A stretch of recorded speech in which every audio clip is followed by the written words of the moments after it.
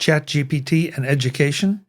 And when are generative AI results no longer generative AI results?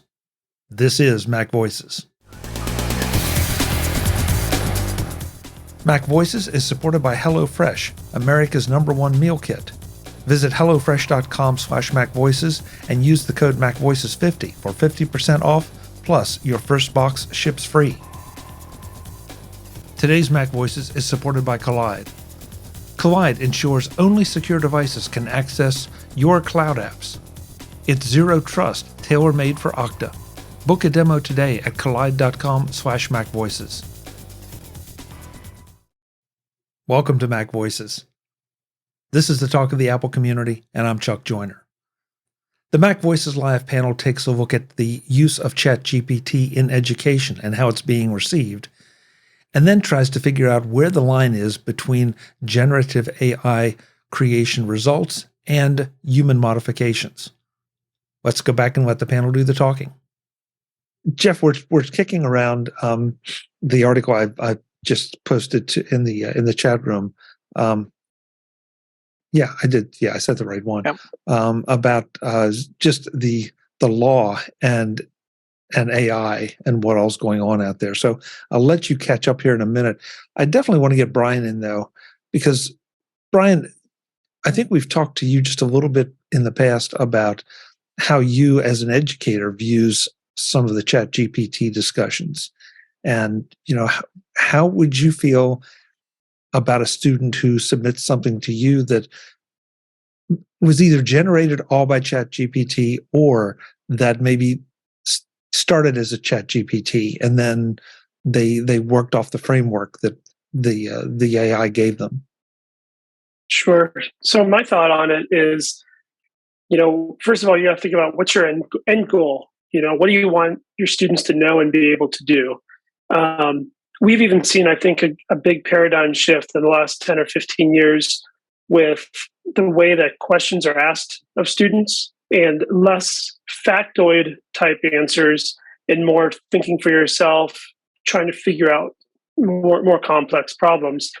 The way I've been kind of looking at it with my students oftentimes, and when I help train some teachers too, is, if you can ask the smart device the question to get the answer, it's probably not a good question, because it's something that the kids could look up anyways. The types of little, remembering a date, remembering an individual, those types of things, they can be looked up pretty easily.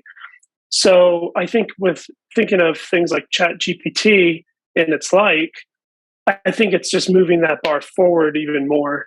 And when we look at what do we want our students to be able to do and their goals and how they want to function in the real world, we have to think, what steps, what particular qualities and expertise we want students to have to be successful.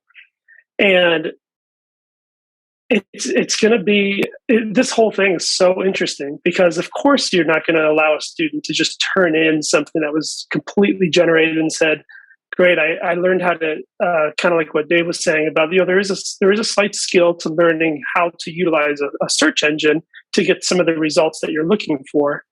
But similar with ChatGPT, there's a skill involved to an extent of figuring out, how you want to ask the question to generate what you wanted, the gist of what you wanted to say. So in the end, I think it's, you want to make sure that the student learns the material you want them to learn, and to be able to, for them to be able to tell you how it's used and that type of thing. So it's tough. Of course, yeah, like I said, of course you don't want a student to turn in work, but if it's a starting point, I know you asked, if it's a starting point or something that they're working with to develop their ideas, I think there's definitely a place for that. Okay. It's like they used to not allow calculators in engineering school. Mm-hmm. Jim, you read my mind. Exactly. Yeah. On the other hand, I'll put my software developer hat on and posit, a possible technological solution to this, because, if you want to teach people how to write, then you definitely want them to do the writing.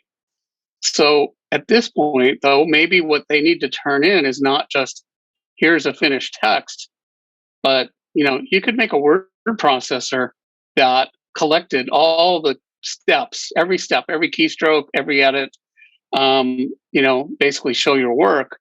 And in fact, I would think you could also come up with a probability of, that this was generated by a human. So if somebody was just copying, type, maybe they typed it, but they were reading and, exactly copied it, well, then you'd see the record would be, oh, they never made any mistakes. And they just, okay, you didn't write this. But, if you've done writing, you don't do that. You partially write and then you're like, oh no, this is wrong. Let's go back and change this word. Let's rearrange this.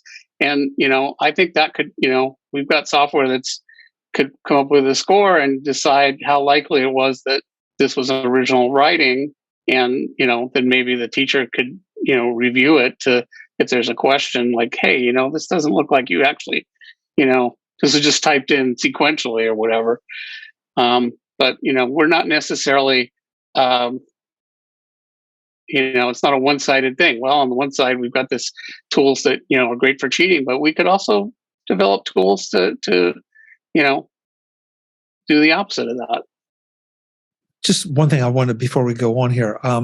Barry put in the chat room that he had heard on Science Friday that there's another AI engine that can be used to determine if ChatGPT had written a piece or not.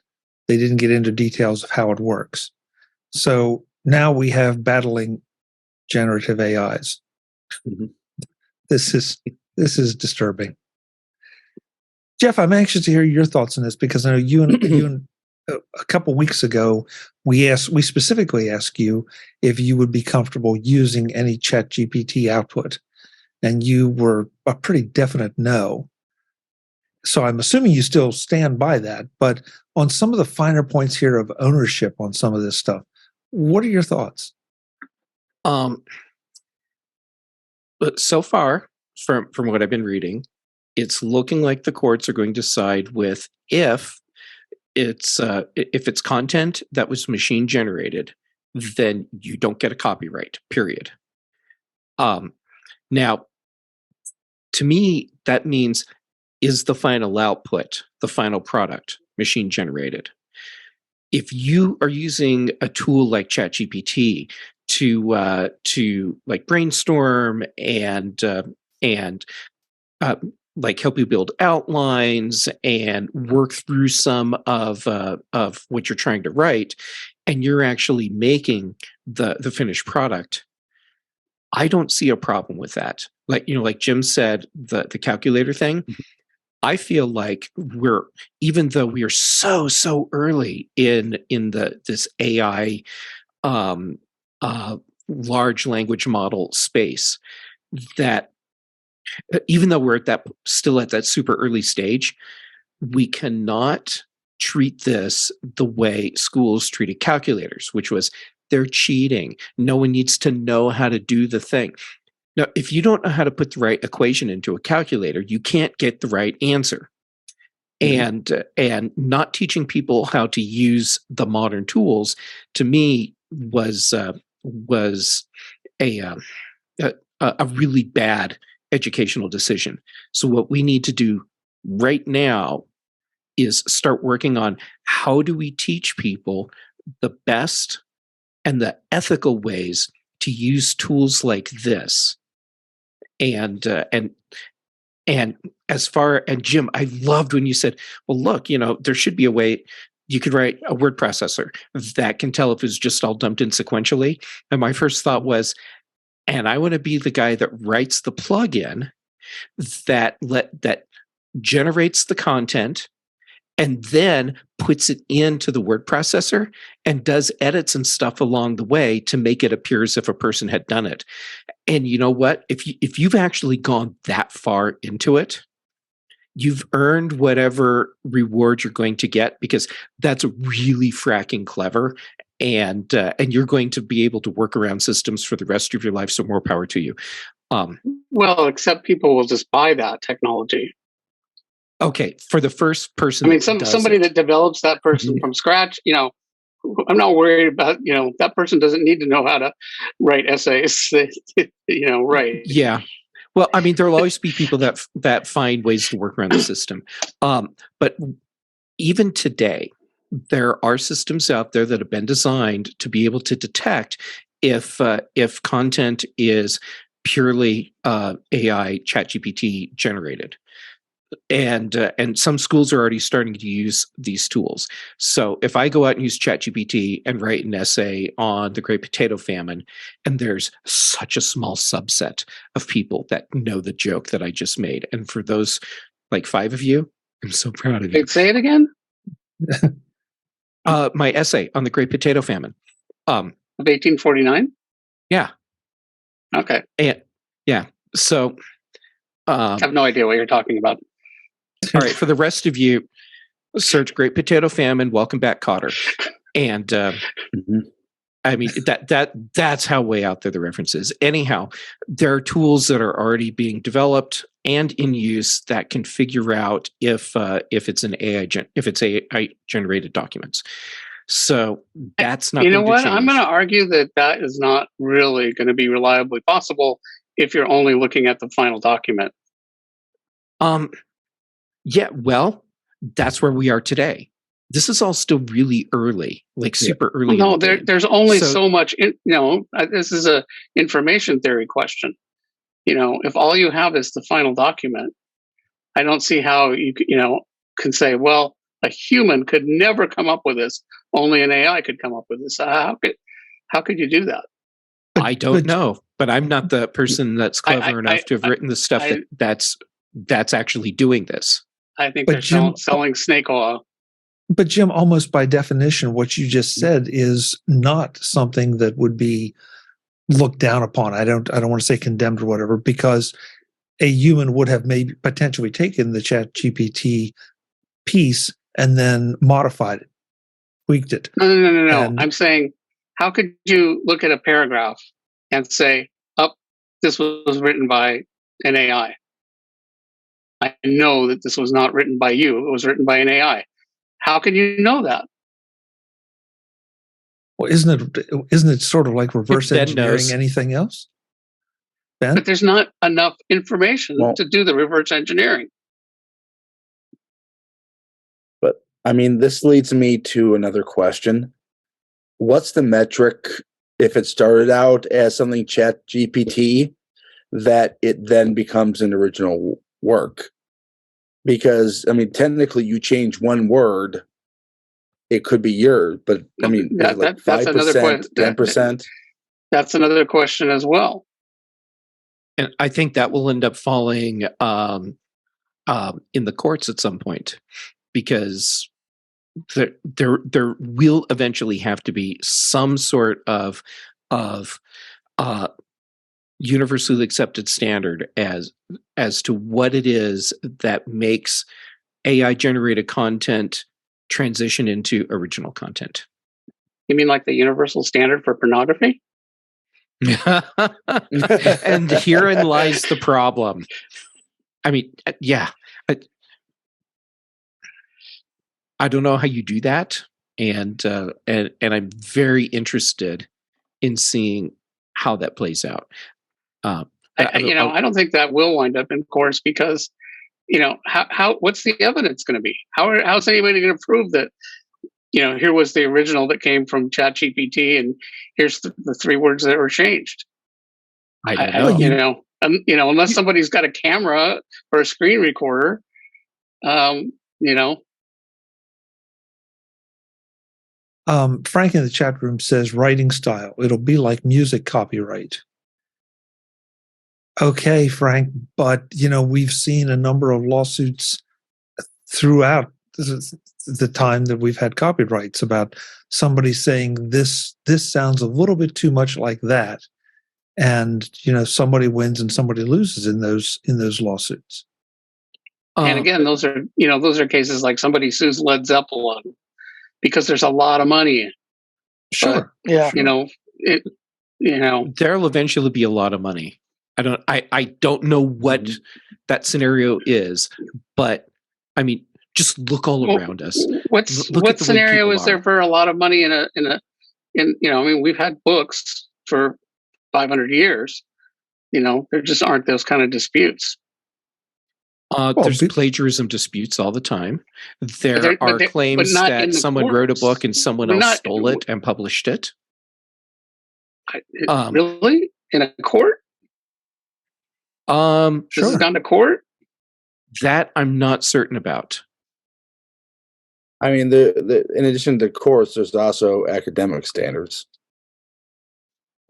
Oh yeah, kind of, in the academic realm. Yeah, but that's a different, that's a whole different, different issue than a court. And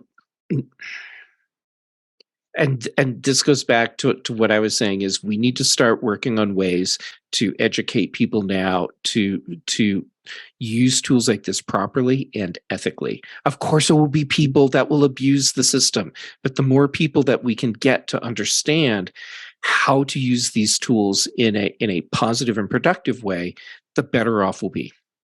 It's easier to teach now than try and retrain later. This edition of MacVoices is supported by HelloFresh, America's #1 meal kit at hellofresh.com/MacVoices50. Looking for more ways to save some money this spring? HelloFresh is cheaper than grocery shopping and 25% cheaper than takeout. Have you been to the grocery store lately? Not only are costs going up, but it seems like there's always a hassle of some kind. Parking, can't find what I'm looking for, checking out, wait. And don't get me started on the prices. That's where HelloFresh gets another checkmark in the win column, saving me money and time. And no worries if you're not a pro in the kitchen. I enjoy cooking, and HelloFresh makes it even easier and more fun with foolproof recipes that arrive pre-portioned and easy to prepare in just a few steps. Go to hellofresh.com/MacVoices50 and use the code MacVoices50 for 50% off, plus your first box ships for free. Again, that's hellofresh.com/MacVoices50 and use the code MacVoices50 for 50% off, plus your first box ships free. Thanks to HelloFresh, America's #1 meal kit, for supporting this week's MacVoices. MacVoices is supported by Kolide at kolide.com/MacVoices. Clicking on the wrong link can cause you plenty of headaches if it's just you. But if it's your company, the possibility of clicking a wrong link is multiplied by the number of users, right along with the headaches. Your users don't mean to create a problem, but they have other things on their priority list. That's why Kolide works so well for Okta users. You can get your entire fleet to 100% compliance. If a device isn't compliant and tries to log in, it can't. The user is provided with the information on what needs to be done. If they do it, great. If not, they're blocked. Immediate, helpful device compliance that secures your company. Without Kolide, there's nothing to stop an unsecure device. With Kolide, unsecure devices don't have a chance to cause issues. And this is all built to work seamlessly with Okta. Zero trust architecture and 100% device compliance. That means fewer support tickets and less frustration all around. Just what the doctor ordered. Visit kolide.com/MacVoices to learn more or book a demo. That's Kolide, KOLIDE.com/MacVoices. Kolide.com/MacVoices. Thanks to Kolide for supporting MacVoices. Webb, I want to pull you in on this because... Oh, you have to, don't you? Yeah, of course I have to. You're sitting there looking so thoughtful. But I want to go back to something that David had said, and I think I also brought up. And then Jeff brought up the calculator question and about being able to put the equation into the calculator so that the tool could give you the right answer. And I'm curious to see what you think about that aspect of this, that there could potentially be a skill. Well, David said it about Google. There can be a skill to using some of these tools that to get something better out than maybe just typing in just a raw question. If you have a subtlety to a question or a subtlety to the information you give the AI, that you'll get a better response, a better piece out of it. And I'll let you speak in a minute, but one thing that I heard today, and I think it was on Tom Merritt's show today, they were talking about how ChatGPT can be superior than some programmers at creating shell scripts. That it was able to create things that the person that was trying, and apparently that person had a fair amount of expertise, just was not able to do or could not do as efficiently.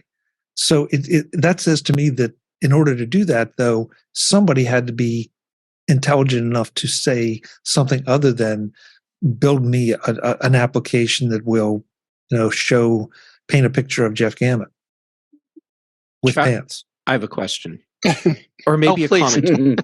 I'm not sure what it is. But first, the pants. On a side note, I had to go out earlier today, and I got back home and then got on the phone and have not had time to take these pants off, and life is horrible. What? Gaping. Horrible. But what was my question or comment? On coding. So a very common thing to do when you're writing code is it's not, I know the syntax and command for every single thing in the language that I'm coding in. But what I do know is how to use Google. And so people use Google and copy and paste code chunks all the time. At what point do we consider that plagiarizing or stealing code? Well, so I guess it's way beyond that now. But now they've got this Copilot thing that does that in a systematic way. Well, and Jeff, that your comment goes back to something we talked about months ago, where there was allegedly Russian code in Army applications, and that was concerned because somebody decided to either call it a shortcut or call it just the way that people work. But they went out, they found a chunk of code that did what they wanted, and it happened to be Russian code. And whether that's nefarious or not is a debate for another time, but it was there. So, and Webb, I'm not letting you off the hook. I still want your thoughts. A couple of things. I'm on it. My microphone's gone. Before I got into all this crazy MacVoices stuff, I was a trustee at a small private college for 23 years. I was board chair for 5 of those 23. And my point here is, and Brian, you and I have never met, and I get the impression that you might be in the education field, so you could go against everything I'm about to say. The ChatGPT or these artificial intelligence tools are new and they're getting a lot of buzz, but there's been a lot of things that are going on, especially in the math field, was what I was exposed to with my college experience as a trustee of, there was an app out there. You could take a picture in a textbook of a math equation, and the application would do the equation for you or guide you through it one way or the other. So my point here is that ChatGPT is getting a lot of attention, but there's always been some other tool, call it AI, call it what you want, that's been out there that the educators have always had to be aware of to mitigate this and making sure that the student is doing the work. Because remember the my experience when I was a trustee for an education facility, the answer is important, but the real thing that you're trying to do is get people to think in a certain logical manner. So it's the process is equally as important as the answer. So like I said, ChatGPT is getting an awful lot of attention, but this is something that, at least in the higher education realm, has been around for I'm not going to say a long time, but it's not new. I'll just put it that way. So as far as we got into the whole copyright issue and all that's way beyond my pay grade. I as I've said before, I'm aware of it. I understand its purpose. I understand the content of it, but I am in no way have the skill set to interpret it or have a really good opinion on what it should be. It is a challenge. It's a new world, and we're going to have to figure out how we're going to live through this thing. So anyway, that's kind of my thought on it. It's a little disjointed, I acknowledge, but it's an interesting world that we're going to have to slug our way through. So, yeah, just to piggyback on what Webb said, yeah, I agree. There's always tools, and it's almost like you're stepping one foot in front of what's already out there, just to understand the lay of the land, what's out there. I'm familiar with that app. I'm trying to remember the name of it myself, but yeah, you can essentially look at a math problem and it'll solve it for you. And we see that a little bit too, even with the ability on the iPhone when you hover the camera over text and you can copy and paste text over things.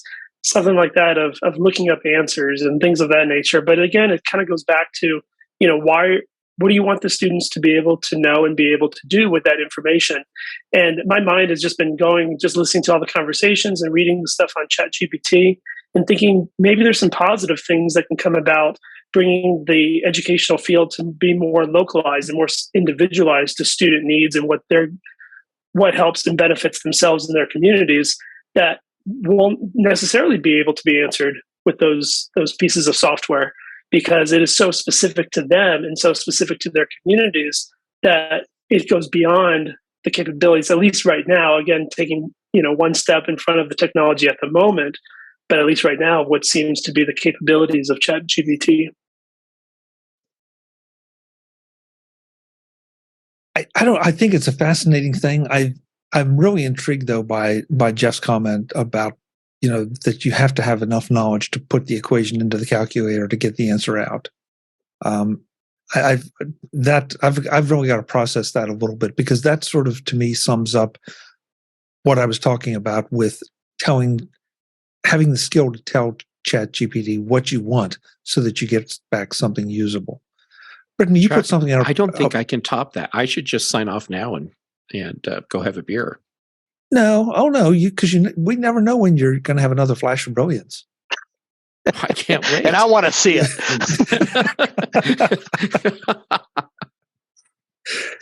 Britt, you had something in our private chat that I really wanted you to expound on just a little bit, because you obviously have been following it. Yeah, there's a teacher. Well, TikTok has this algorithm where it learns what you're interested in, and turns out I love me some ChatGPT. So anyway, I started following this teacher who's doing an experiment, high school English teacher, with her advanced students to teach them more advanced English skills by using ChatGPT. The last I heard, she'd not been allowed to bring it in, so she had to do the ChatGPT requests at home and then bring the results in. But wow. Excuse me. But yeah. And it may have been updated. I haven't been on TikTok much the last couple of weeks. But what she was doing was they needed to apply the principle. So she would take out these bad parts and say, hey, what do you need to do to make a stronger argument here? How would you fill this in? So they're learning more of the structure of writing a paper by correcting ChatGPT's mistakes. That's really interesting. I thought it was brilliant. Yeah. And now TikTok thinks I'm a teacher and keeps giving me all these teacher posts, apparently. Okay, Brittany, I had a visceral reaction when you just said that she was not allowed to bring ChatGPT in, because that just seems to be, I don't know. I mean, that just seems so wrong. It's the small community. Yeah. I don't care what size community. It's like the professor. Michael Cohen, who writes for Take Control Books, told me a story about working with a tenured professor, and the professor, kind of famously said, "I don't need to learn anything else. I'm a professor." And I mean, that is just. It's just I can't do justice to the story, but that was the gist of it. And so, Brian, as an educator, I mean, would you favor ChatGPT never being allowed in your classroom or in your school or institution? That's an interesting thought, because for us, I was just thinking about that when we were saying how restrictive that one school was that Brittany found, but we're pretty restrictive too. And there's a lot of red tape that has to go through before things can be allowed, and to see what type of information is shared. I know a big concern in many educational communities is what gets stored locally and what gets stored in the cloud, to make sure that students' information is protected, and that if there's data breaches and things of that nature, some of the legality issues that go along with that. And so, I think to talk about ChatGPT versus utilizing it as a classroom tool right now, for us personally, that would be so far down the road. But I think it's important to expose students to that technology, I think, for sure. And I got the impression it was, she felt like it was, I cannot yet do this, that it was in the works. But like Brian said, they had things they got to check out, which when you're talking about the safety of students is really, really important. Right. And Brian, to your point about storing students' information in the cloud, absolutely. I mean, I feel like that's a pretty black and white kind of thing. But this as a potential tool, it bothers me that anybody would restrict access to it. Use of it is, but to say that you can't do it, I mean, that just feels like, okay, so I'm going to go home and I'm going to sneak under the covers and pull this ChatGPT thing up on my laptop or my iPad or my iPhone or whatever, and figure it out. And that just, I don't know, that just feels really wrong to me. But that's me. I think maybe it's a similar story just decades later that happened with the calculator, and it just becomes a tool in some ways, but obviously, like as we've been talking about for a while, very different in other ways too, but maybe along that same pathway. I mean, education has always been slow to adapt, unfortunately. Next time on MacVoices, the panel talks more about generative AI use, our latest experiences with the recent Apple software updates, and some of the recent changes to Twitter's policies. And you can just imagine how that went. That's next time on MacVoices. I'll see you then. As always, I'm Chuck Joyner. Thanks for watching. Visit MacVoices.com for show notes and to connect with Chuck on social media. Get involved in our Facebook group or like our Facebook page, and get more out of your Apple tech with MacVoices Magazine, free on Flipboard and on the web. And if you find value in it all, consider supporting us through either our Patreon campaign at patreon.com/MacVoices, or by making a one-time donation via the PayPal link on our front page and in the show notes of each episode. You will join these fine people who help bring you MacVoices.